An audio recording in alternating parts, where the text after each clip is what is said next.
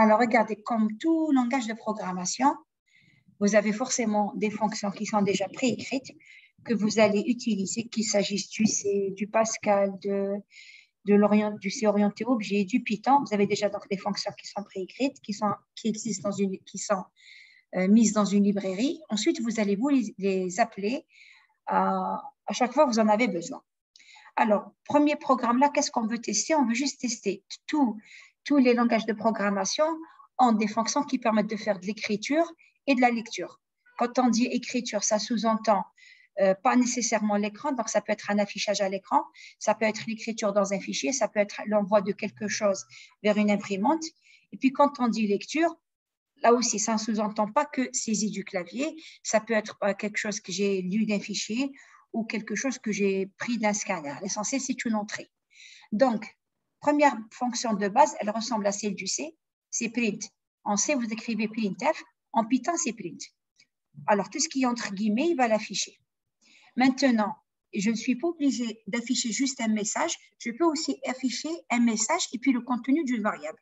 C'est le cas de l'exemple qui suit. Regardez, je suis, alors c'est écrit accolade 0, ensuite accolade 1, 2. Et juste après, regardez, juste après les guillemets, il y a point format BAC. Ça veut dire que tu vas remplacer ici ce 0 par ce qui est à l'intérieur du B. Tu vas remplacer dans le 0 donc parce qu'il est à l'intérieur du B, le 1 parce qu'il est à l'intérieur du A et le C, et là où c'est écrit 2, tu vas le remplacer parce qu'il y a à l'intérieur du C. Donc, regarde, je vais faire tourner le programme. On va le faire étape par étape. Chaque fois que vous n'avez pas saisi quelque chose, vous me le dites. Donc, on va exécuter le programme. Donc, il m'affiche bonjour le monde. Ah oui, petite précision. En fait, tous ces programmes-là, ils ont été pris d'ici, d'Open Classroom. Je vous en avais parlé la dernière fois. Quand j'ai voulu apprendre le Python, il y avait apprendre le Python 40 heures. Il y a plusieurs cours sur Open Classroom. J'avais choisi celui-là et j'avais trouvé qu'il était vraiment, vraiment bien fait. Donc, j'ai repris les programmes qu'il y avait à l'intérieur. C'est ce qu'on va voir par la suite. En fait, tous les programmes, ils ont été pris de là. Bien, donc regardez ce qu'il m'a affiché. Il affiche ce qu'il y a entre guillemets. Supposons que je vais dire bonjour un tel, bonjour une telle. Je prends le nom de l'un de vous. Je ne sais pas. Je ne sais pas qui est en train d'assister là. Je vais regarder les participants. Pourquoi ça ne s'affiche pas? Pas grave, il faudrait que j'arrête le partage pour pouvoir les voir. Voilà, je pourrais écrire bonjour un tel, bonjour une telle, puis quand on dit variable, ça sous-entend que c'est quelque chose qui va varier, c'est-à-dire je pourrais changer le nom. Ici, qu'est-ce que j'ai voulu faire? Je voulais écrire je suis chargé DTP de votre module, c'est-à-dire le module technique avancé du signal. Donc, j'ai mis je suis, dans B, j'ai mis chargé, dans 1, pour lui c'est le A, donc DTP du module TSA ce semestre. Alors, regardez ce qu'il m'a affiché, je suis chargé DTP du module TSA ce semestre. En plus, je viens de me rendre compte, ce n'est même pas TSA. Votre module, c'est traitement avancé du signal. J'aurais dû écrire TAC. Regardez, je vais juste faire un petit changement ici pour que vous voyez que, comme d'habitude, dans tout langage de programmation, quand vous écrivez quelque chose, il vous affiche quelque chose. Maintenant, si ce quelque chose est erroné, c'est-à-dire, vous vouliez par exemple faire 2 fois 2, vous avez fait 2 plus 2, pour vous vouliez faire une multiplication, vous avez fait une addition, il va vous afficher l'addition. Quand je réexécute le programme, lui, il ne sait pas ce qu'il y a dans 1, dans 0 ou dans 2. Donc, il m'affiche, je suis TP déchargé du module qui ne veut absolument rien dire. Donc, rappelez-vous que tout langage de programmation va exécuter ce que vous êtes en train de lui demander d'exécuter. C'est-à-dire que si vous avez fait une erreur de raisonnement, il n'est jamais en mesure de la rectifier. Regardez ici, je vais écrire 1, 1. Il me met un petit triangle, avertissement, c'est-à-dire il me dit, tu es en train d'essayer d'afficher la même chose 2 fois. Il me le fait. Mais le programme s'exécutera quand même. Je suis TP, DTP du module. Donc, lui, il va vous signaler ce qu'il suppose être une erreur de raisonnement, mais parce que là, j'ai utilisé la même notation 2 fois, le même numéro 2 fois, mais il ne va pas vous le faire si vous trompez de raisonnement. Je reviens ici. Alors, il y a une façon d'écrire comme ça quand vous voulez donc mettre une variable. Donc, ça veut dire je mets la variable, je mets point format, le format de la variable, entre parenthèses.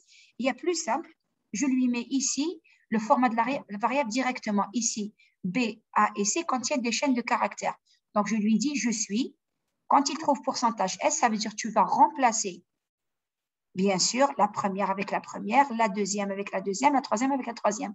Je suis en train de lui dire, tu vas remplacer le pourcentage S, c'est le format de la variable qui est dans B. Le deuxième qui est dans la deuxième et le troisième qui est dans la troisième. Donc, il m'affiche exactement la même chose. Je remets tel que c'était correct ici. Donc, je remets 0. Bon, attendez, je le fais. Bon, je vais mettre directement CTRL-Z. Il va rétablir ce que c'était. Jusque-là, pour l'utilisation de Plint. Elle est vraiment très ressemblante à celle du C. Rappelez-vous que celui qui a fait Python, on avait marre d'acheter des licences de MATLAB. Donc, en fait, il a essayé, en concevant un logiciel open source, il a essayé de garder les mêmes notations que les différents langages de programmation. Comme ça, les personnes qui basculent d'un langage à un langage ne trouveront pas beaucoup de difficultés. Maintenant, il y a une petite différence ici. Quand je suis en train de travailler avec le C, je mets virgule. Alors qu'ici, il met pourcentage. Ça reste des formats d'écriture. Il a choisi de le développer de la sorte. C'est bon? Si vous ne réagissez pas, je me dis que c'est bon, sinon vous m'arrêtez. Bon, on va voir la deuxième instruction qui est une instruction de lecture. Donc, je décommente. On peut même mettre celle-ci en commentaire, comme ça on va voir chaque instruction. Alors, vous avez une autre façon, au lieu de travailler comme ça, vous avez tous installé Anaconda. Vous pourriez travailler sur Jupylab. Je ne sais pas si vous avez remarqué, quand vous lancez Anaconda, vous cliquez sur Spider, vous auriez pu choisir Jupylab. Jupylab vous permet d'avoir en même temps le programme et l'interprétation du programme, c'est-à-dire sur la même fenêtre, vous avez le programme et le résultat du programme. Vous pouvez aussi choisir de travailler comme ça.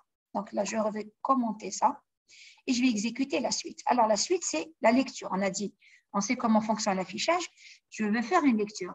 D'habitude, quand on travaille avec le C, vous allez écrire scanf, puis vous mettez pourcentage D, puis l'adresse des variables, adresse A, adresse B pour lire deux variables.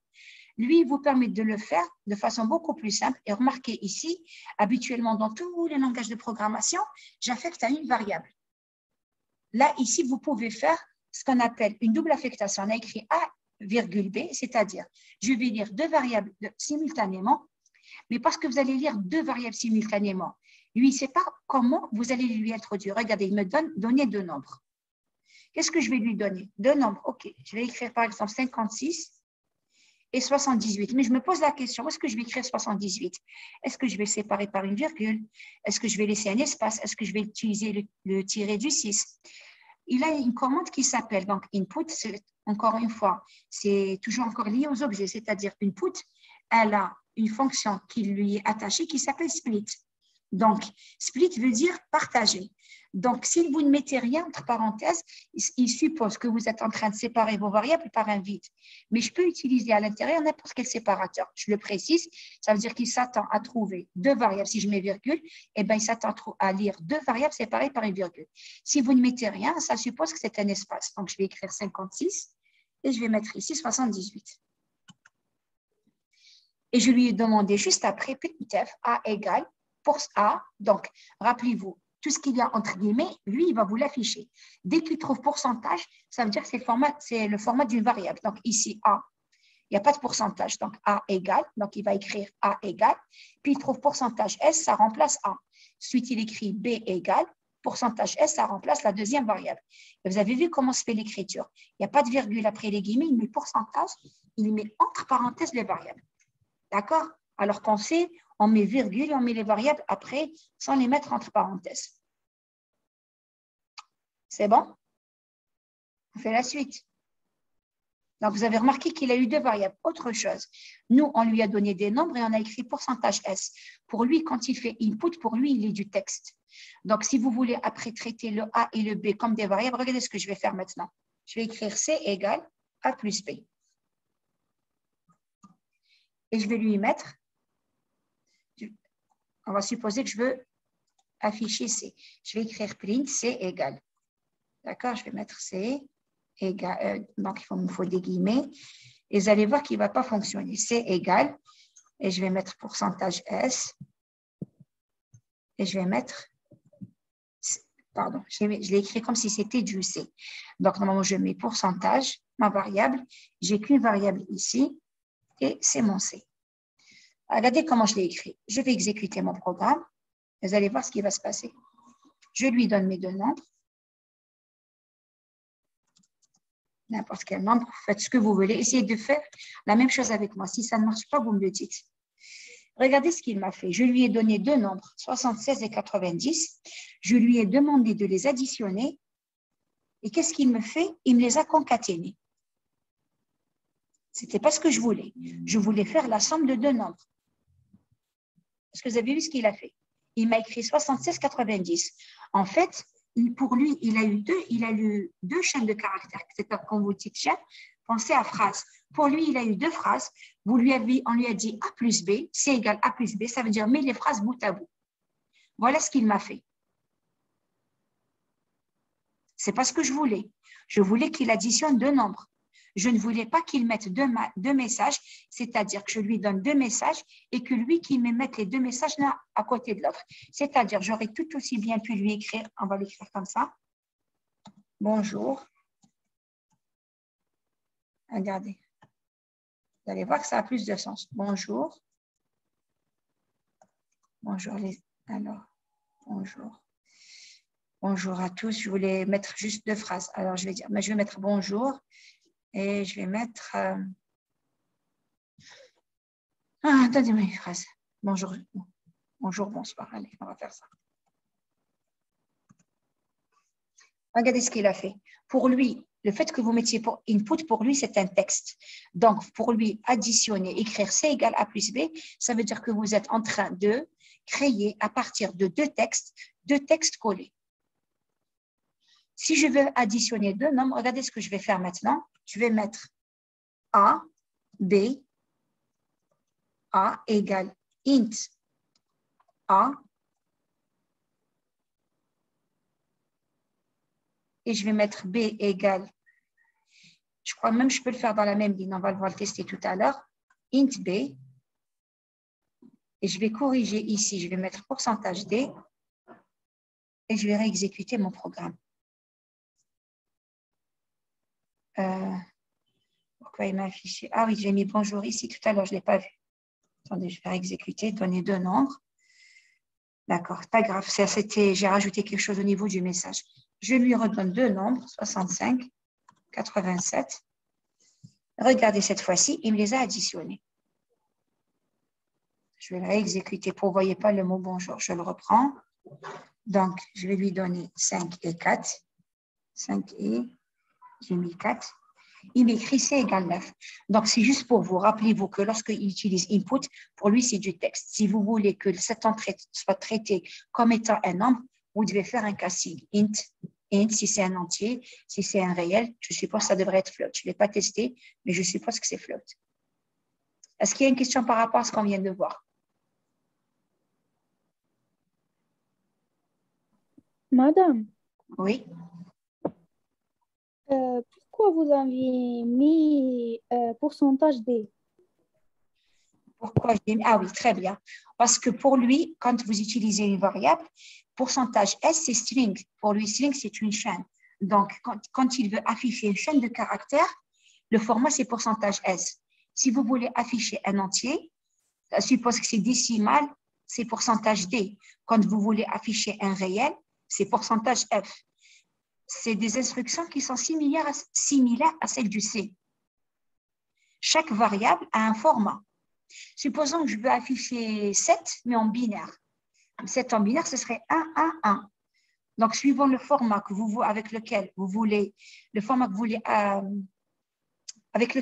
afficher le contenu d'une variable, vous allez écrire le bon pourcentage, le bon format. Quand je dis bon pourcentage, pour désigner un format, on utilise le symbole pourcentage. C'est-à-dire, quand on voit pourcentage, on sait que ce qui vient après, dès que je vois un pourcentage, ce qui vient après, c'est le format de la variable. Et quand c'est un entier, son format, c'est pourcentage D. Si c'était tout à l'heure, c'était une chaîne de caractères, là, il la traite en tant que chaîne. Regardez, A égale B égale. Et pour lui, il est en train de m'afficher la chaîne de caractères. Est-ce que j'ai répondu à ta question? Oui, madame, merci. C'est bon? OK. On va aller un peu, on va maintenant exécuter la prochaine partie. Ça, c'est similaire aussi. Même le C fonctionne comme ça, d'accord? Quand vous voulez faire un affichage, vous devez spécifier le format. Donc, c'est la suite du programme. Donc, j'ai besoin du A et du B. Je vais mettre 4 et 7. Et regardez ce qu'il me fait. Il me dit donc A égale B, A égale 4, B égale 7. C'est ce que j'avais ici. Ensuite, il les a transformés en entiers. Il a fait l'addition. Et puis après, il m'écrit, après permutation, la valeur de A est et la valeur de B est. Et regardez ce qui s'est passé, comment s'est faite la permutation. D'habitude, nous, quand on fait une permutation sous C au MATLAB, on utilise une troisième variable. On met C égale A, ensuite A égale B, B égale C, parce qu'il faut sauvegarder. Avec Python, vous avez la possibilité de faire une affectation. Alors, on puisse regarder, c'est une double affectation. Ça s'appelle un tuple, c'est-à-dire dans les langages avec lesquels j'ai travaillé auparavant. Je parle de MATLAB et C. Je n'avais pas la possibilité d'écrire, faire une double affectation. Avec Python, on peut faire une double affectation. C'est-à-dire que le contenu de B ira dans A, le contenu ira dans B sans qu'il y ait écrasement. Regardez ce qui s'est passé. Après permutation, la valeur de A est 7 et celle de B est 4. Il a vraiment fait une permutation. Puisque A, ici A, pourcentage S remplace la première valeur, pourcentage B remplace la deuxième valeur. Et regardez ce qu'on a encore fait ici. Je les ai traités comme si c'était des chaînes de caractères. Ça ne l'a pas gêné. Pourtant, moi, le A et le B, je les ai transformés. J'en ai fait des entiers. Le fait de les avoir affichés comme si c'était des phrases, ça ne pose pas de problème. Par contre, si je devais les additionner, comme tout à l'heure, il va les traiter. L'addition, si c'est deux chaînes de caractères, ça devient une concaténation. Ça veut dire qu'il va mettre l'un à la suite de l'autre. Si vos variables sont des entières, il va faire une addition logique. Jusque-là. Est-ce qu'il y a une question? Vous n'êtes pas obligé de me dire non. S'il n'y a pas de question, c'est bon. Je passe à la suite. Donc, j'attends s'il y a une question. Pour la visibilité, c'est bon. Quand je partage mon écran, ça vous va? C'est assez zoomé pour vous. Oui, madame. C'est bon. OK. On va voir maintenant. Ça, c'était les préambules, vraiment les instructions d'écriture et de lecture. On va voir maintenant le if, comment il fonctionne. Alors, je décommente et je commente votre programme commenté. Ça, j'en ai plus besoin. C'était déjà commenté. Bien. Alors, avant de parler du if, et il faut savoir que quand vous êtes sous Python, il y a un moment dans tous les langages de programmation, quand je veux exécuter un bloc, c'est-à-dire c'est une suite d'instructions que je vais exécuter plusieurs fois, je dois utiliser des indicateurs de début de bloc et de fin de bloc. Il me faut soit des indicateurs, soit des symboles. Quand je suis sous C, quand je veux démarrer un bloc, c'est la collade de début. La fin du bloc, c'est la collade de fin. Quand je suis sous MATLAB, il a le begin et il a un end. For, il doit avoir un end à la fin. Eh bien, sous Python, alors comment que ça fonctionne? Sous Python, quand vous voulez exécuter pour lui spécifier qu'il y a quelque chose qui va commencer, alors il va mettre 2 points. Et puis tout le bloc, en fait, qu'est-ce qu'il fait? Il va les aligner, il va utiliser un certain nombre, il va décaler d'un certain nombre de pas, il va faire un décalage qui lui indique que toutes ces instructions se trouvent dans le bloc. Je m'explique. Regardez ce qu'on a fait ici. On a écrit A égale input, c'est-à-dire qu'il va lire quelque chose du clavier, il va le mettre dans A. Comme je veux traiter A comme un entier, et je suis obligée d'écrire A égale int A. Si vous ne le faites pas, une chaîne de caractères ne peut pas être positive ou inférieure à 20. Donc, vous êtes obligé de faire ce qu'on appelle un casting. Donc, si je déroule mon programme avant de l'exécuter, il lit A, il le transforme en entier, puis il vient tester A. En fait, je veux savoir si c'est une note. Donc, if A est positif, pour que ce soit une note, elle doit être comprise entre 0 et 20. Donc, je lui dis if A est positif. Ensuite, si A est négatif, alors c'est une note. Sinon, c'est que ce n'est pas une note. Ça veut dire le premier sinon, c'est le sinon du deuxième if. Alors, regardez, on va le faire ensemble. Regardez, je teste if A est supérieur ou égal à 0. Donc, je suis en train de chercher si A est positif. Regardez, je place mon curseur ici et je mets entrée. Regardez ce qu'il fait. Le curseur se positionne à un certain emplacement. Il ne va pas se positionner là.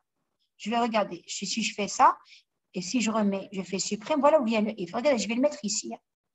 Ça va tout changer. Si je le mets ici, déjà, regardez, il m'indique qu'il y a une erreur. Et il s'attendait, regardez, expected an indented block. Je m'attendais à trouver un bloc décalé. Ce n'est pas normal pour lui. Donc, je ne sais pas si Python s'exécute ou pas. Voilà. Il vous dit qu'il y a un souci.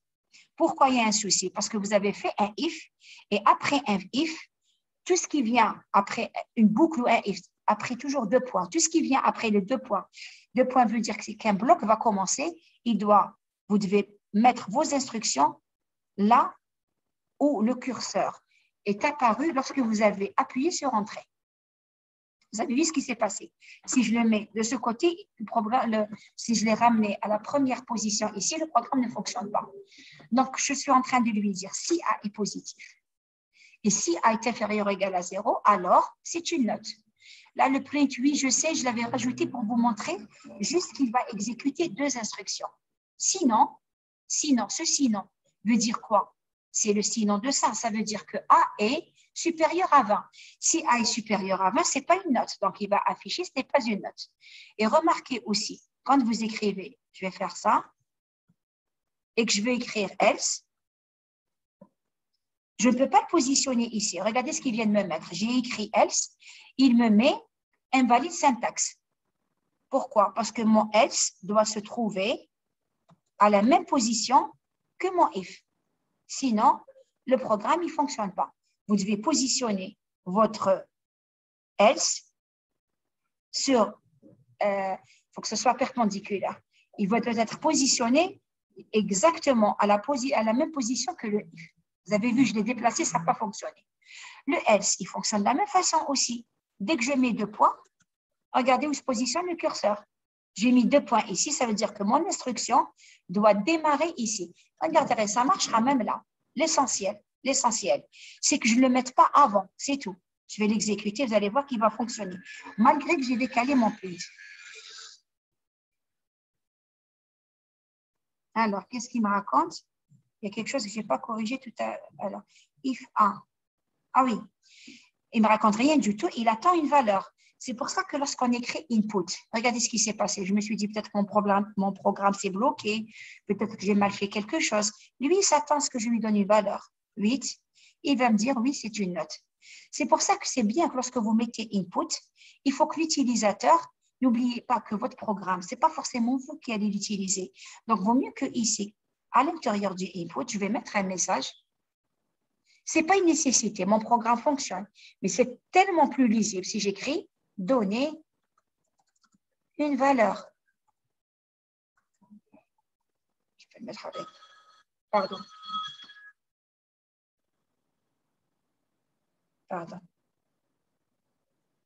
Donc, je vais mettre ici « donner une valeur ». Regardez ce qui va se passer.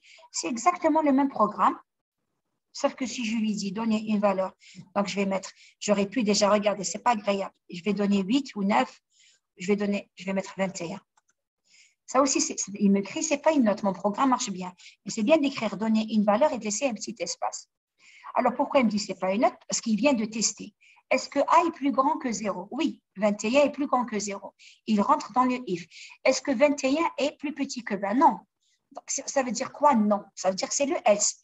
Et le programme a fonctionné. Même si j'ai mis print, même si mon print, je l'ai décalé. Normalement, mon print, il aurait dû se trouver exactement là. Ce que je vous disais tout à l'heure. Vous pouvez décaler sur votre droite, mais vous ne pouvez pas le remettre sur la gauche. C'est tout. Donc, il me dit 21 n'est pas une note. Le deuxième else, quand est-ce qu'il va le faire? Pour que vous voyez que c'est le deuxième else. Ce n'est pas une note. Je vais vous rajouter ici, point d'exclamation. Ce else, quand est-ce qu'il va apparaître, à votre avis? Ce else, il correspond à quel type, à quel cas? Quand est-ce qu'il va rentrer dans ce else? Le else veut dire sinon. Quand A est comment? Négatif. Quand A est négatif. On va l'exécuter. Oh, regardez, vous avez une instruction qui s'appelle CTRL-L ici. Quand vous faites CTRL-L, il vous affiche ce qu'il y avait sur l'écran, d'accord? Si vous trouvez que c'est encombrant, vous risquez de confondre, faites CTRL-L, il affiche la console. Alors, je réexécute. On va voir parce qu'on a mis point d'exclamation. Donc, je vais lui donner moins 9. J'ai mis moins C, pardon. Moins 9. Voilà. Il a exécuté le deuxième L. Ce n'est pas une note. Bon, vous me direz, j'aurais pu m'éviter tout ça. J'aurais pu lui dire if A est plus grand que 20 if A est plus grand que 0 and A est plus petit que 20, eh bien, c'est une note. Sinon, c'est que ce n'est pas une note. Je peux le faire comme ça.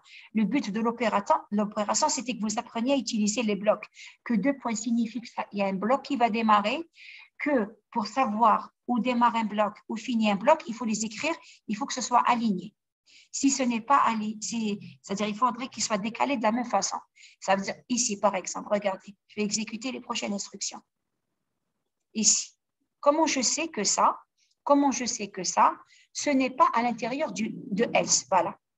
Comment je sais que ça, ce n'est pas à l'intérieur de ce else. C'est parce qu'il ne se trouve pas juste en dessous. On est d'accord? Ça.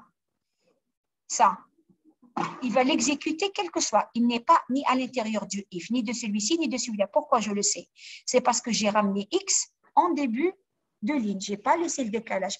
Si x, je veux que ça s'exécute, il faudrait que je le ramène ici. Si je fais ça maintenant, ça fait partie du programme du else. Mais parce que je ne veux pas que ça fasse partie du programme du else, je vais tout simplement faire ça. On est d'accord jusque-là? Avant que j'entame la prochaine partie, dites-moi si c'est bon. Parce que même le for, il fonctionne comme ça. Je regarde sur le chat, c'est clair. OK. De toute façon, j'ai essayé d'aller lentement. Puisque je suis en train d'enregistrer, vous aurez l'occasion de revoir ça à loisir, comme vous le souhaitez. Bien. Je décommente. Enfin, je commente. On va exécuter la suite. Alors, là, on va refaire un peu de if. On va voir les variables logiques. True et false. Alors, décommenter. Décommenter à nouveau. Bon.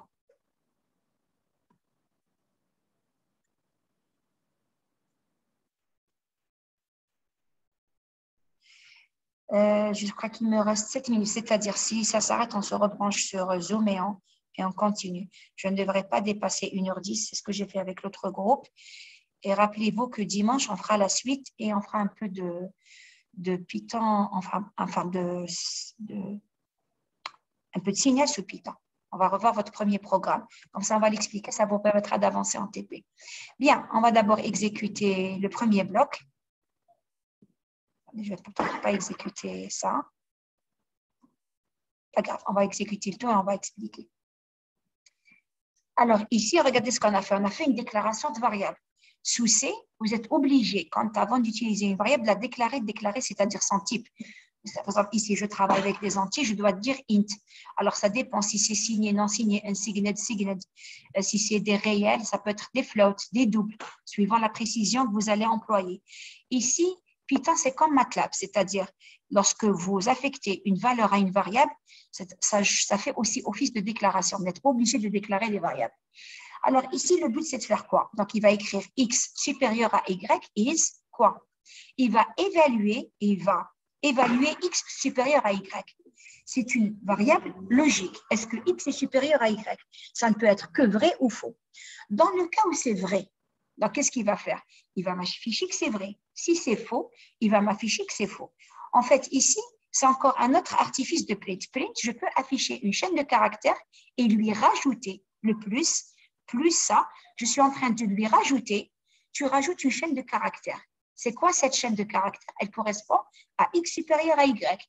X supérieur à y est forcément soit vrai, soit faux. Ici, x, est-ce que x est supérieur à y? Non, 10 n'est pas supérieur à 12.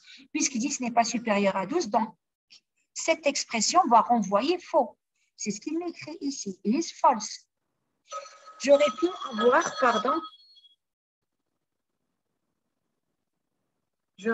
attendez, j'en ai juste survécu. j'aurais pu ici écrire la même chose. Je lui dis ici, donc tu vas m'écrire, donc c'est le format. Regardez comment on l'a écrit cette fois-ci. Ici, on lui a dit, tu affiches, ensuite tu rajoutes une chaîne. Là, on lui a dit, tu affiches la chaîne, puisqu'on a écrit pourcentage S. Donc, est-ce que X est inférieur ou égal à Y? Oui, 10 est inférieur ou est égal à 12. Donc, il va dire true et il va m'afficher, donc, is true. Mais par contre, ici, on a fait la même chose. Ici, je lui ai demandé d'écrire la chaîne et de lui rajouter une chaîne. Ici, je lui ai dit d'écrire directement la chaîne et je lui ai donné son format. Vous voyez bien la différence entre les deux. C'était juste encore une fois un moyen d'apprendre comment... Il y a plein de petites choses à utiliser avec Print pour que vous, si jamais vous tombez sur un programme où c'est écrit plus STR, que vous sachiez ce que c'est tout. Est-ce que c'est bon? Est-ce qu'il y a une question par rapport à ça? D'accord, merci Réma qui me répond. Madame, le pourcentage indique quoi? Le pourcentage, c'est le format. Ici, pourcentage S, c'est comme tout à l'heure. Quand pourcentage S veut dire qu'après l'apostrophe ou après les guillemets, vous avez remarqué ici, vous pouvez utiliser l'un ou l'autre, soit c'est des guillemets, soit c'est des apostrophes. Pourcentage S veut dire que ici, tu dois évaluer ce qu'il y a là et tu dois l'écrire, tu dois le remplacer dans la chaîne de caractères. Quand vous voulez afficher une variable, ça veut dire quoi afficher une variable?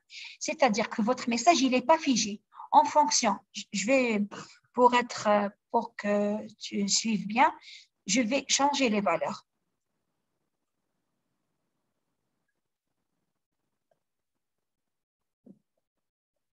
Il m'écrit is false, parce que ici, x inférieur à y, c'est une variable. Elle peut être vraie comme elle peut être fausse, suivant ce que je suis en train de faire. Mais si je ne mets rien, je vais écrire is true ou bien is false. Maintenant, je vais le faire. Je vais écrire is true pour que vous voyez la différence. Quand j'écris ça,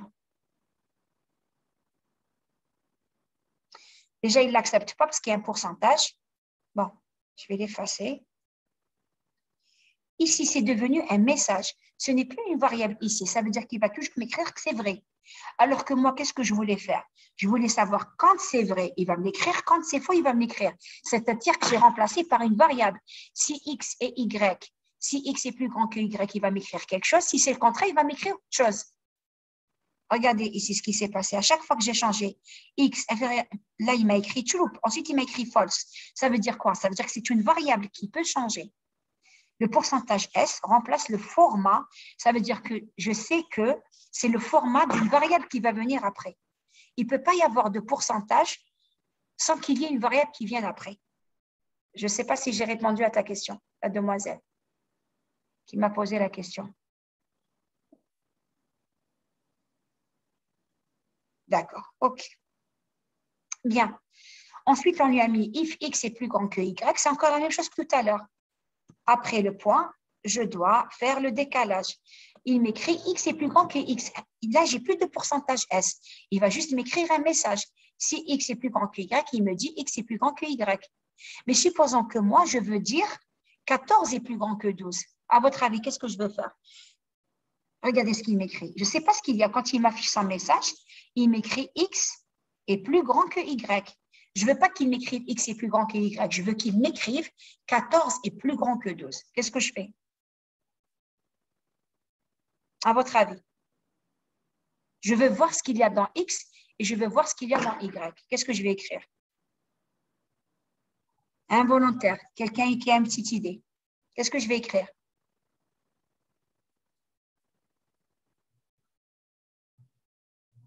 Pas d'idée? Ah si, c'est sur la discussion.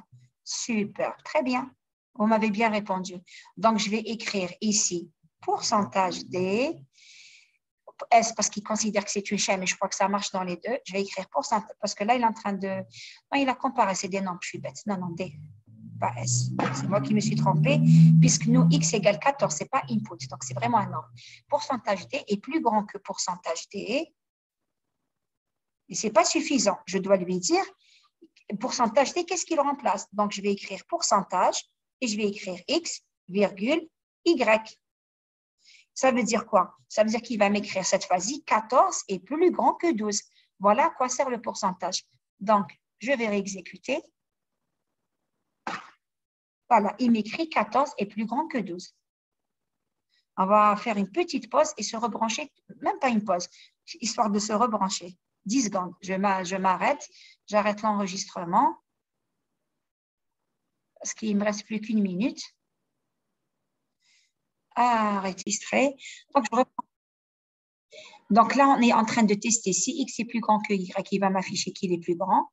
Si x est égal à y, il va me dire qu'ils sont égaux. Ça veut dire que si c'est inférieur, il ne devrait rien m'afficher. Je fais le test. Donc, je fais le test. 10. Donc, ça là s'affiche automatiquement. Si j'exécute maintenant, voilà. Je n'ai pas pris en considération ce cas. Encore une fois, c'est une histoire, il n'exécute que ce que vous lui demandez de faire. D'accord? Il ne fait pas autre chose. Vous lui avez demandé de faire des affichages lorsque x est supérieur à y, lorsqu'il lui est égal.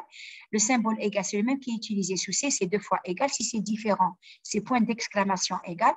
Donc, si c'est différent, si c'est plus grand, il va vous le dire. Si c'est égal, il va vous le dire. Je n'ai pas prévu un else.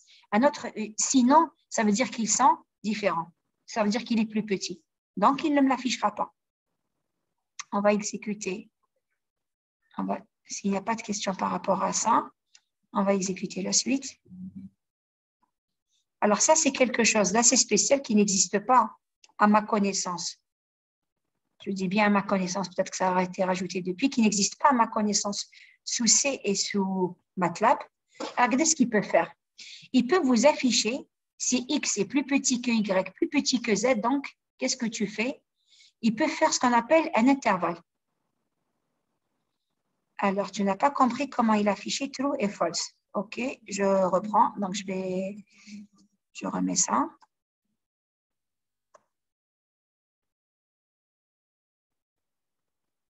Alors, peut-être que ce serait plus clair. Alors, je vais mettre, je regarde juste sur le tag. C'est l'instruction plus, voilà, très bien. Je suis en train de lui dire, attends. Peut-être que ça va être plus clair comme ça.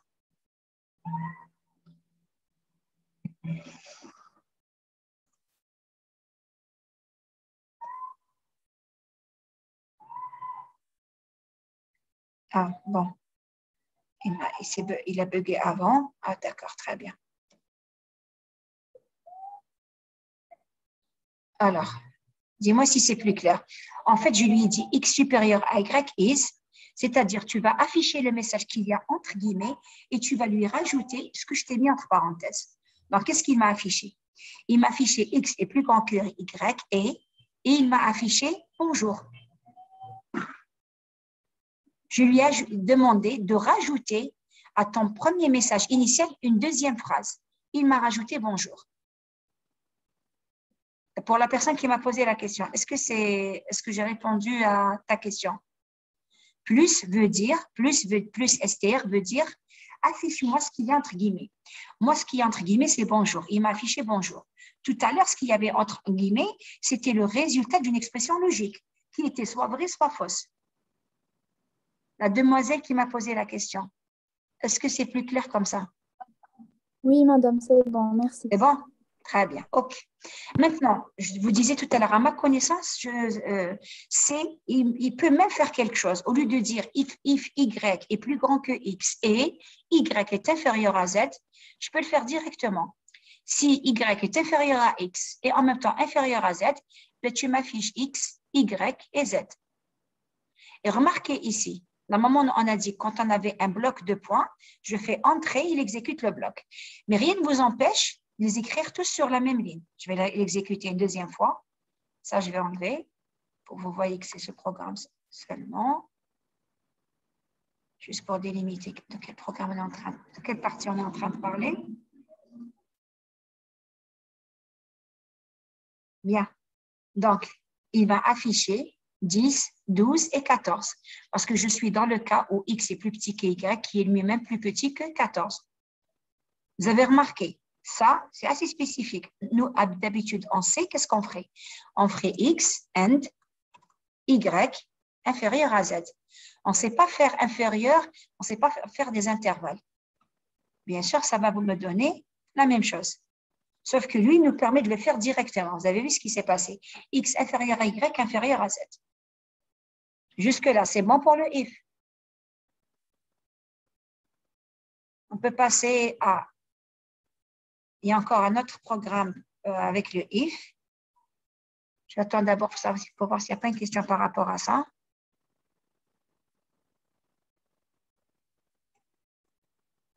D'accord.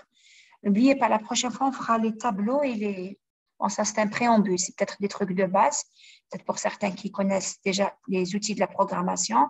Ça reste assez simple. La prochaine fois, on verra les fonctions et les tableaux. D'accord? Donc, c'est juste histoire de ne pas aller plus vite.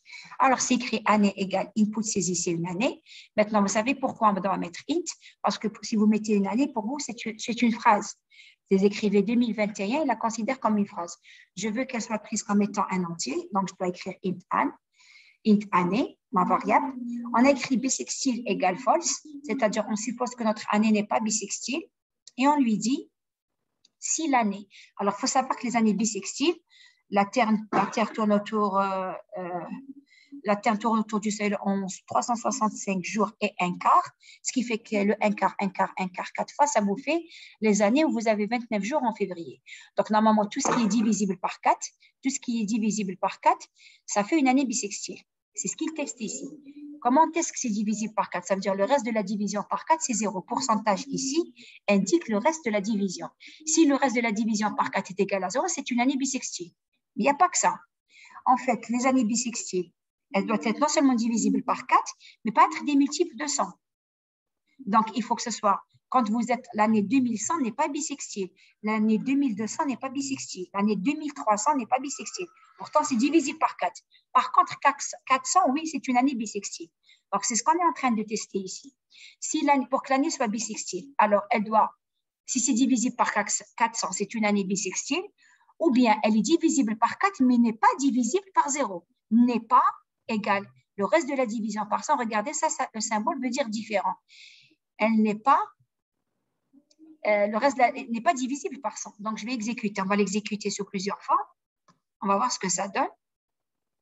Donc, je vais lui donner l'année 2021. Normalement, ce n'est pas une année bissextile. Si je le réexécute, je lui donne 2400. Alors là, je l'ai écrit ici, pardon. On va saisir une année, c'est moi qui ne l'ai pas fait. Je lui donne l'année 1600, par exemple. C'est aussi une année bissextile. Par contre, 1500,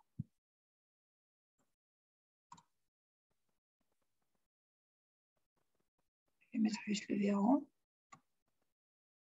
1500, elle n'est pas bissextile. Tout ce qui est multiple de 100 n'est pas bissextile, à moins que ce soit multiple de 400. Donc, c'est bon pour ce programme.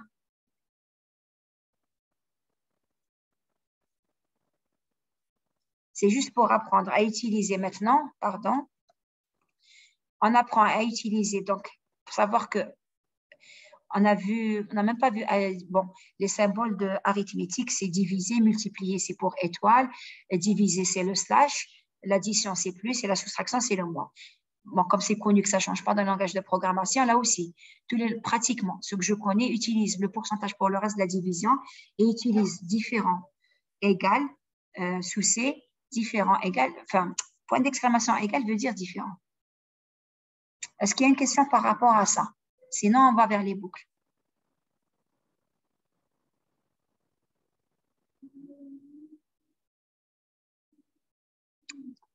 Alors, je regarde sur le chat. Justement, bissextile égale fausse au début, non, je n'en ai pas besoin. Je ne vois pas pourquoi. C'est peut-être juste pour apprendre à déclarer une variable booléenne. Je suppose. De dire l'année... parce que là, honnêtement, on ne l'a pas utilisé. Bissextile égale fox. Si j'avais utilisé ici, tu as raison. Elle n'a pas, je peux même l'enlever, elle n'a pas lieu d'être. Il aurait fallu que j'utilise la variable et qu'elle devienne true ou false. Voilà. Peut-être qu'elle y était dans le programme et que moi, j'ai dû faire une modification, peut-être que je ne l'ai pas exploité. Tu as raison, ça ne sert absolument. Ici, je n'ai pas besoin de ça. Je peux réexécuter mon programme juste une fois pour que vous puissiez le voir, mais je vais le mettre aussi avec celui-là, comme ça, on va enchaîner directement sur les boucles. Alors, je vais juste rendre les programmes tels que je vous les donnais la première fois, parce que je l'ai un petit peu changé avec le groupe avec lequel j'ai travaillé mardi. Normalement, ça c'est bon, il est tel qu'il était. Bien, on va réexécuter pour voir que ça ne change absolument rien. Voilà, je reprends 2021. C'est bon. Voilà, cette année n'est pas bissextile, sauf qu'il m'a exécuté la suite du programme. Maintenant, ça, je vais mettre en commentaire. Alors, regardez ce qu'on a voulu faire ici. Alors, c'est le même principe. Quand vous allez utiliser une boucle, alors vous pouvez utiliser for, vous pouvez utiliser while. For, c'est l'équivalent de répéter pour un an de temps à temps. Et while, ça veut dire faire tant que. Tant qu'une instruction est vraie. Alors, bien sûr, si vous utilisez des chiffres, il faut bien une valeur initiale. Vous lui dites tant que i est inférieur à 10 au départ, que vaut i. Toujours lorsque vous allez utiliser un while sur un nombre, il vous faut trois choses. L'initialisation, où est-ce que vous commencez? Ça se fait toujours à l'extérieur du while. Il vous faut l'instruction de fin, c'est-à-dire exécuter tant que. Donc, c'est ce qu'on a mis ici. Et la troisième chose, c'est l'incrémentation. Parce qu'une instruction doit devenir, elle doit rester vraie un certain temps et devenir fausse. Si c'est une variable logique, alors quand je dis logique, si c'est une variable arithmétique, si c'est un nombre, il doit contenir une incrémentation. Pardon. Et si c'est une variable logique, elle doit devenir passer de false à true. C'est-à-dire, je peux tester une valeur et, par exemple, je lui dis exécute ce programme tant que l'utilisateur n'a pas appuyé sur oui. Donc là, ça veut dire qu'il va saisir une valeur et la comparer. Et c'est l'expression logique qui va indiquer s'il sort ou pas. De toute façon, même ici, il est en train de tester une expression logique. C'est-à-dire, je dis, si l'expression logique contient un nombre, ce nombre doit changer. Donc, soit être incrémenté, c'est-à-dire vous rajoutez des valeurs, soit décrémenté, vous soustrayez des valeurs.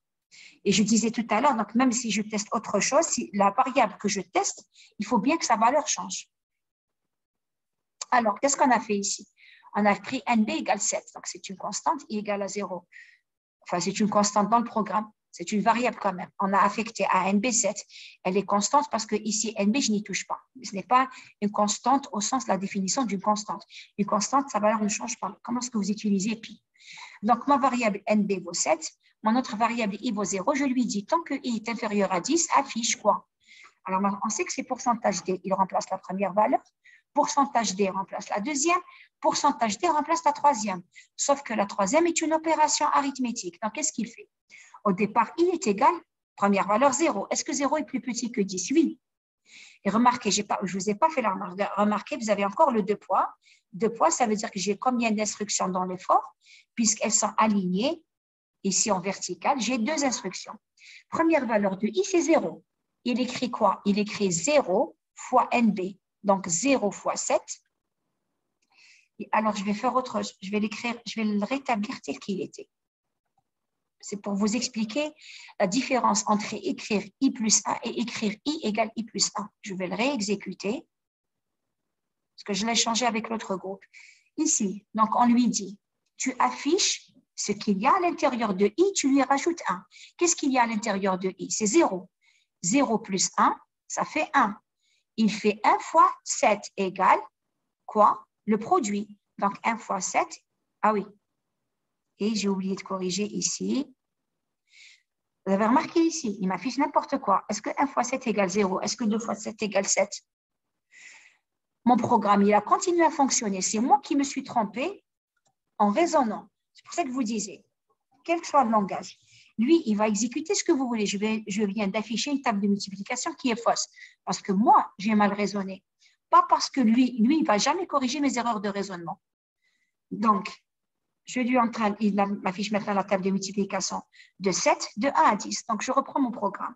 Au départ, I, il vaut 0. Mais au moment de l'affichage, je ne lui ai pas demandé d'afficher I. Je lui ai dit, tu m'affiches, tu prends le contenu de I, tu lui rajoutes 1 et tu l'affiches. 0 plus 1, ça fait donc 1. Ensuite, je parle de ça, premier. Donc, il prend 0, le contenu de I, c'est 0, il lui rajoute 1, ça fait 1. Il m'écrit 1. Ensuite, il a écrit étoile, il affiche étoile. Ensuite, il a écrit NB. Vous remarquez que NB, ici, c'est toujours 7. Donc, il écrit 1 fois 7 égale quoi? Le résultat, la troisième variable, c'est I plus 1 fois NB. On a dit dans I, il y a 0. 0 plus 1, Ça fait 1, 1 fois 7, ça fait 7.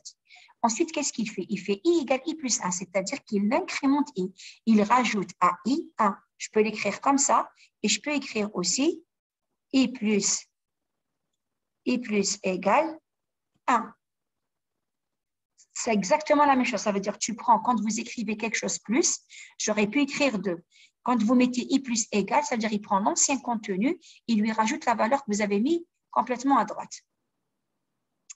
Je réexécute pour que vous voyez que ça marche. Donc ici, qu'est-ce qui va se passer? Donc, je suis en train de lui dire, et rajoute-lui 1. Donc, I, qu'est-ce qu'il vaut maintenant? Il vaut 1. Il remonte. C'est-à-dire qu'il va réexécuter. Est-ce que 1 est inférieur à 10? Oui. Qu'est-ce qu'il doit faire? Il doit afficher le contenu de I auquel il rajoute 1. Que vaut I? Il vaut 1. Donc, ça me fait 2 fois quoi? 7 égale 2 fois 7 qui vaut, il évalue toute l'expression. Ça vaut 14. Ainsi de suite. Il rajoute à I1. Donc, maintenant, dans I, j'avais donc 0, 1, j'aurai dans 2. J'aurai dans I2, il réexécute la même chose. Il va m'afficher 3 fois 7 égale 21. Il va le faire jusqu'à, on va s'arrêter à 9. Quand il arrive à 9, il va l'afficher. Et puis, qu'est-ce qu'il fait ici? I égale 10. Est-ce que 10 est inférieur strictement à 10? Non. Il va sortir de la boucle. Rappelez-vous que quand il arrive à I égale 9, lui, il affiche 9 plus 1. Donc, il va m'afficher 10 fois 7. Il arrive à 70. Est-ce qu'il y a une question par rapport à ça? Parce qu'on va le faire autrement. On aurait pu le faire autrement sans écrire I plus 1, I plus 1. Le but, pourquoi on a écrit I plus 1, c'est pour que vous voyez que là veut dire prends le contenu de 1 et au moment de l'affichage, tu rajoutes 1. I, c'est toujours I. Il ne lui a pas rajouté 1, alors qu'ici, il a rajouté à I1. Est-ce qu'il y a une question par rapport à ça? Supposons que je ne veux plus utiliser I. Je ne veux plus mettre I plus 1. Madame, si on... Qu'est-ce qu'il faudrait changer? Je vais avoir le même affichage. Pardon, quelqu'un voulait dire quelque chose? Oui? Madame, est-ce on peut faire I++? Ah, tiens, je vais l'essayer. Je n'ai pas testé. Regardez, attendez, j'étais en train de faire les changements. On va voir si ça marche. Comme le C. Non, il ne l'accepte pas. Invalide syntaxe. Ça ne marche pas. Avec le C, on peut faire I plus, I. Oui, ça ne marche pas. Alors, je vous disais, regardez, si je voulais, j'aurais pu ne pas faire tout ça, ne pas faire I plus 1 et commencer par I égale à 1 et lui dire I fois. Regardez, il va s'exécuter. Et me donner la même chose. Au lieu de démarrer I à 0, de lui rajouter 1 au moment de l'affichage, je le démarre I à 1 et je lui dis, tu fais tant que I est inférieur ou égal à 10. Il va me faire la même chose. J'ai enlevé le plus 1 ici. Mais le but de la manip, c'était que vous voyez que lorsqu'on met plus 1 au moment de l'affichage, il ne touche pas à la valeur de I. C'est juste le contenu de I, au moment de l'affichage, il le prend, il rajoute 1, mais pas à I. Est-ce que c'est bon? Est-ce qu'il y a un souci par rapport à ce qu'on vient de faire? C'est clair, madame. D'accord, on va commenter ça. Alors, on va voir le for maintenant. Alors une information très importante avec le for, quand vous avez l'habitude d'utiliser sous C ou sous MATLAB, pour vous, quand vous écrivez for K, pour vous, le K, c'est l'indice. C'est-à-dire K ici, pour vous, si vous êtes sous C, K vaut 0, 1, 2, ou bien K sous MATLAB, c'est le premier élément, le deuxième, le troisième. En Python, ce n'est pas du tout comme ça. Quand vous écrivez for K in ma liste, pour lui, K n'est pas un indice. K, c'est le contenu du tableau. C'est très important comme différence. Quand vous dites for K in le tableau, donc pour lui, alors vous remarquez, il ne met pas des indices. D'habitude, quand on dit pour I allant de 1 à 10, I allant de 1 à n, nous, on lui dit for K in le tableau. Donc pour chaque élément du tableau, ce n'est pas l'indice, ce n'est pas la position de l'élément du tableau. C'est important comme différence. Donc ici, quand je lui dis for K in ma liste, en fait, qu'est-ce qu'il est en train de faire? Il est prendre pour chaque élément de la liste, je lui dis print 2 fois K. Donc il va prendre chaque élément, le multiplier par 2 et l'afficher. On va exécuter le programme. J'efface ici pour que ça ne se mélange pas. CTRL-L.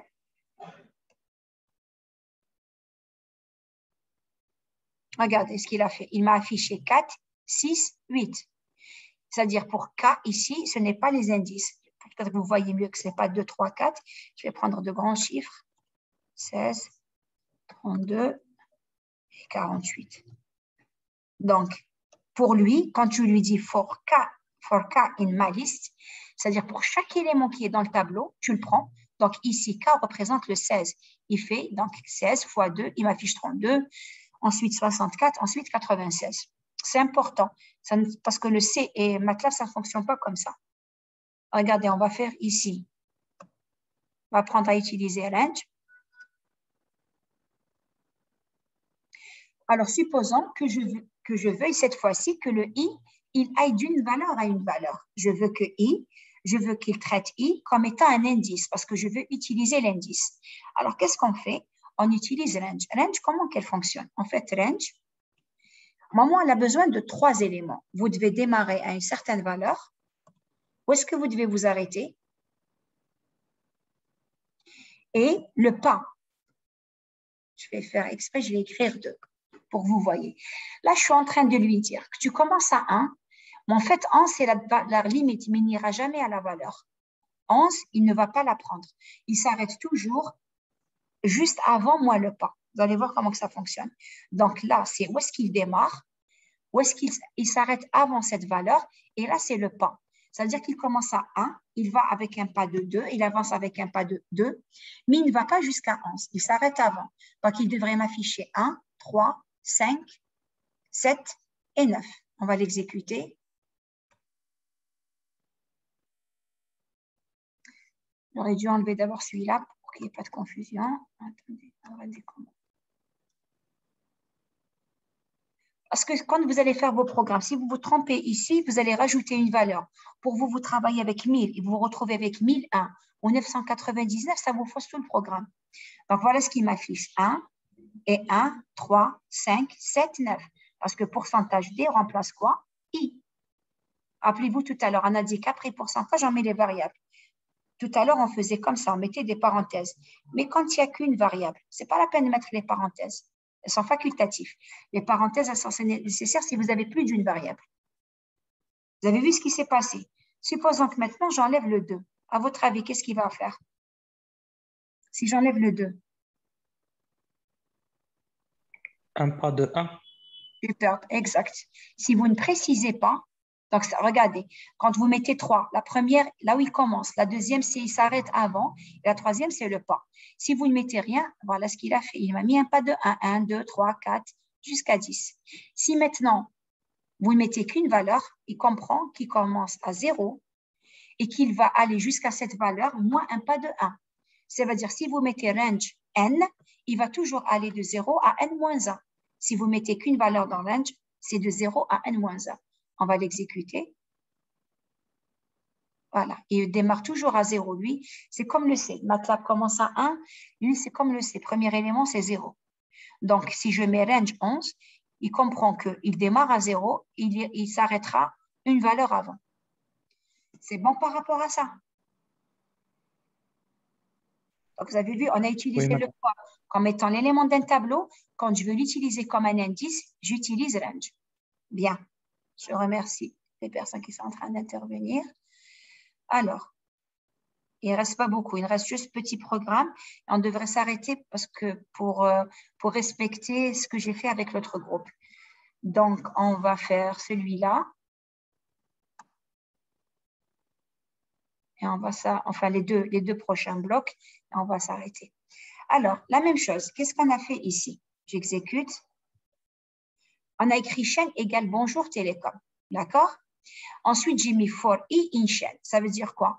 On a dit for i in tableau. Pour lui, c'est des éléments d'un tableau. Ça veut dire que i désigne quoi? I désigne les éléments d'un tableau. Encore une fois, ce n'est pas les indices. N'oubliez pas que pour lui, une chaîne de caractères, c'est un tableau. Lui, les éléments de la chaîne d'un caractère, il les met dans un tableau. Par exemple, sous C, il va rajouter 0 à la fin pour indiquer que la chaîne s'est terminée. Donc ici, pour i in chaîne, print i. Il ne va pas m'afficher des indices 0, 1, 2, 3. Il va m'afficher i in chaîne, ça veut dire les éléments du tableau. Ce n'est pas les indices. Il m'affiche bonjour télécom. Parce que quand vous émettez print I, juste print I, il considère qu'il doit sauter à la ligne. Honnêtement, je n'ai pas cherché comment on ne saute pas à la ligne, mais sûrement que l'instruction existe. On est bien d'accord. Et remarquez encore une fois, après les 2 points, il faut se placer exactement à la position. Ici, ça ne marchera pas. Regardez, si je l'exécute. Ah, je n'ai pas décalé. Je crois que ça a marché. C'est bizarre. Normalement, j'aurais dû print I. Normalement, il aurait dû m'indiquer. Normalement, il met les 2 points. Ça me paraît bizarre. J'ai pourtant décalé. Normalement, il ne l'accepte pas. Attendez. Pour moi, il ne l'accepte pas. Et pourtant, ici, il vient de l'accepter. Ça marche, c'est bizarre. Ça n'aurait pas dû. Attendez, je vais Peut-être essayer. avec le i. Juste avec le for, ça marche. C'est bizarre. Je réexécute. Normalement, ça, tout à l'heure, ça ne marchait pas. Une 49, une 50. Ah, c'est bizarre. Ça contredit ce que j'étais en train de dire tout à l'heure. Je ne sais pas. Je vais chercher cette explication. Je vais chercher l'explication. Normalement, ça n'aurait pas dû marcher. Je l'ai testé pour vous montrer justement que ça ne marche pas. Je peux décaler dans ce sens, que ça marche, et que ça ne devrait pas marcher dans l'autre. Bizarre, bizarre, bizarre. Peut-être, madame, peut-être parce qu'on a une seule instruction, une seule condition. C'est possible. Alors, je vais mettre plenty et je vais mettre print bonjour. D'accord, je vais essayer. C'est possible, oui. Je crois que tu as raison. On aura appris quelque chose. Enfin, on aura appris plus. Je crois que tu as raison. Encore. Alors, je vais mettre print bonjour. On va voir ce qu'il va nous faire. Est-ce qu'il va la mettre à l'intérieur, écrire à chaque fois bonjour? Trop bizarre. Donc, pour lui, bien que je l'ai mise ici, il l'a mis. Alors, peut-être qu'il n'accepte pas juste ça. Je suis curieuse, hein? Ah, même un seul décalage, ça. Madame, Oui. je pense كي يكون la même ligne مع for ولا for تكون هي مديكالية. Pourtant, je n'ai pas décalé fort. Attends, je vais essayer quelque chose. Normalement, ici, il devrait m'afficher télécom, mais pas bonjour. Eh bien, je ne savais pas. C'est-à-dire, l'essentiel, c'est qu'il y a un décalage. Voilà, pour lui, bonjour. Elle ne fait pas partie du for. Mais si je la mets ici, bizarre. Tout à l'heure, il n'a pas fonctionné. Quand je l'ai fait pour le if, il me semble que ça n'a pas marché. Alors, est-ce que ça marche pour le for et pas pour le if? À vérifier. D'accord? Je découvre. D'accord? Je ne m'y attendais pas. Peut-être que pour le if, il faut faire le décalage et le for n'est pas nécessaire. Je ne sais pas. Je n'ai pas d'explication. D'accord? Je chercherai et vous chercherez de votre côté. Le premier qui tombe sur la bonne réponse, l'envoie à tous par mail. D'accord? Parce que ça me paraît bizarre quand même. OK. Mais apparemment, ça marche. OK. On va faire la suite, la dernière partie du programme, celle-là.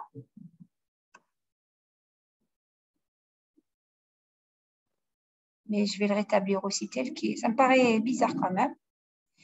Je vais réessayer quand même. Je fais if. Si je mets if ici maintenant, est-ce qu'il va l'accepter? If. Si je fais ça, il ramène ici. Je n'ai rien compris. Je vais l'essayer comme ça, totalement décalé. Je vais voir si ça marche. Peut-être qu'il suffit d'un décalage. Alors, apparemment, ça marche. Alors, le but ici, regardez, on veut savoir en fait, on voudrait que for lettre in chaîne, en fait, on veut que, donc pour chaque élément de la chaîne, si la lettre est une voyelle, il doit me l'indiquer. D'habitude, quand vous faites, si je devais faire ce programme sous C, je mettrais toutes les voyelles dans un tableau et je ferai une boucle. Je lui dirai, if B, je vais comparer B à toutes les voyelles, A, E, I, O, I. Sinon, ensuite, je vais comparer la deuxième lettre, le O, je compare à toutes les voyelles. Alors que lui, sous Python, regardez, on lui dit if lettre in, c'est-à-dire il peut faire une comparaison juste à travers un seul if. Regardez, on l'utilise, au lieu d'écrire if quelque chose, on met in. Regardez ce qu'il est en train de faire. Pour chaque lettre de chaîne, il teste si la lettre existe ici, c'est-à-dire si la lettre est un de ces éléments. Si c'est vrai, il va afficher la lettre. Il va prendre un compteur J auquel il va incrémenter. Le J sert à compter le nombre de voyelles. D'accord? Vous voyez comment il fonctionne? Un programme tel quel, si je devais l'écrire sous C, il faudrait que je fasse une boucle à l'intérieur d'une boucle. et ce if lettre in, il est en train de comparer la lettre à tous ces éléments. Si c'est vrai, il va exécuter print lettre. Donc, Python, il n'y a pas que cette instruction qui facilite les choses. Il y a plein d'instructions qui vous facilitent le traitement. D'accord? J'espère que j'étais en train d'enregistrer, rassurez-moi. Oui, j'étais en train d'enregistrer. Je ne sais pas si vous voyez le problème ici. Si je vous dis, trouvez les voyelles, qu'est-ce que vous allez faire? Vous allez prendre chaque lettre, vous allez commencer par le B et vous allez le comparer. Vous allez mettre toutes les voyelles dans un tableau, c'est-à-dire A, E, I, O, Y en majuscule, A, E, I, O, U, Y en minuscule, et vous comparez B avec le A. Si oui. Ensuite, si c'est oui, donc vous allez dire que c'est une lettre, c'est une voyelle. Ensuite, vous n'avez plus besoin de comparer. Mais supposons, vous allez ici, vous êtes obligé de comparer B avec ça, ça, ça, ça. Tous les éléments, il y en a combien? 6. Vous allez faire 12 comparaisons pour le B, pour savoir si c'est une voyelle. Vous allez commencer à faire la même chose pour le O. Le O, vous allez comparer à tous les éléments. Dès que vous trouvez le O, vous pouvez sortir, il n'y a pas de souci. Mais n'empêche que pour chaque élément, pour chaque lettre de Bonjour Télécom, je vais comparer avec ce que j'ai ici. Or, lui, il le fait directement en une instruction. If lettre in, c'est-à-dire si la lettre est ici, existe dans cette chaîne, il va afficher lettre. Je vais le réexécuter pour que vous voyez. Voilà, il m'a affiché Bonjour Télécom. Déjà, je vais enlever cet affichage. Comme ça, on ne va pas afficher la chaîne. Donc, on va enlever pour que vous voyez la différence. Commenter. Donc, il m'a affiché les voyelles.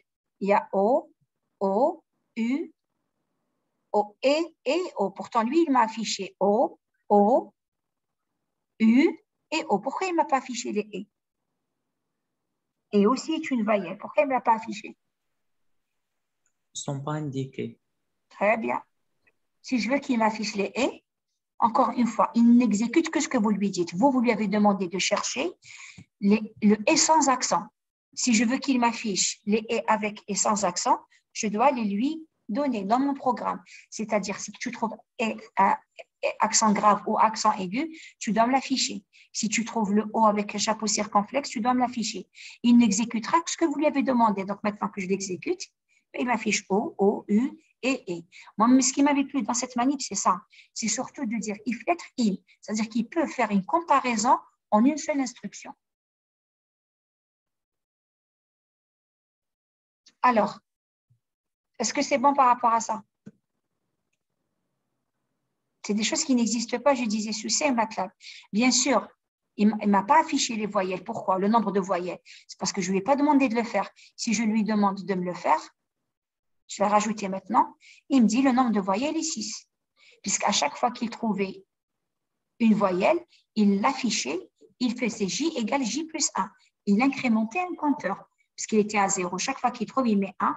Il a trouvé la deuxième, il rajoute 1. Il a trouvé la troisième jusqu'à la 6e. Alors, avant que je n'arrête l'enregistrement, dites-moi s'il y a quelque chose qui n'est pas clair ici.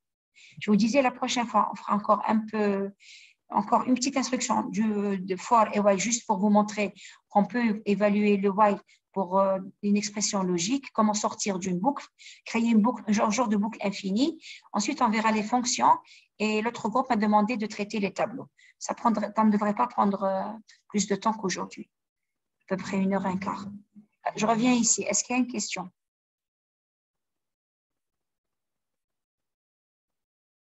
Alors,